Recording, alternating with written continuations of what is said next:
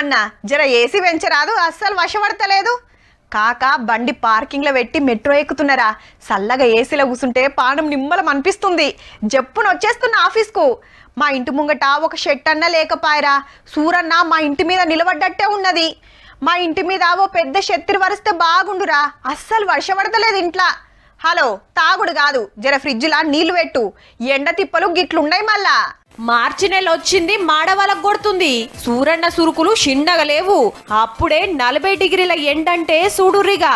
18 జిల్లాలల్లా పగటిలి సుక్కలు చూపిస్తుందట.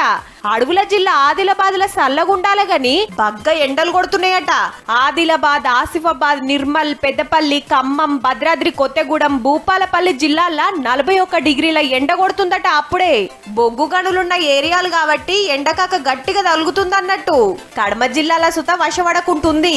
ఈ 2-3 రోజులు ఎండపూట బయటికి రావద్దని ఆరెంజ్ అలర్ట్ పెట్టిండ్రు వాతావరణ శాఖోళ్ళు. సుమారు 11:30 నుంచి 3:30 ప్రాంతంలో అధికంగా ఉండే అవకాశం కనిపిస్తుంది. కాబట్టి ఈ యొక్క ఎండ తీవ్రత అధికంగా ఉన్న సమయాల్లో ముఖ్యంగా అవసరం ఉంటే తప్పితే ఈ యొక్క ఎండలో తిరగడం అనేది అంత మంచిది కాదు. ఇంట్లుంటే నిమ్మలం ఉందా, ఉబ్బరానికి ఉడుకుడే. గిర్రున ఫ్యాన్లు తిరగాలే, కూలర్లు, ఏసీలు నడవాలే. చల్లటి నీళ్లు ఎన్ని తాగినా దూపారక జ్యూసులు, కూల్ డ్రింకులు గుంజుడే. వైన్స్లల్లా చల్లటి బీర్లేసి బాడీకి కూలింగ్ పెట్టుకుంటున్నారు.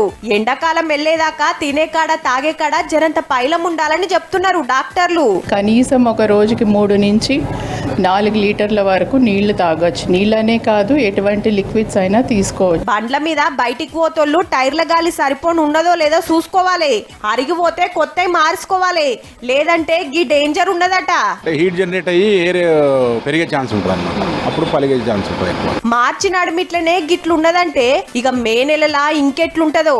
ఎండాకాలం వెళ్ళేదాకా కష్టకాలమే ఉన్నది పో.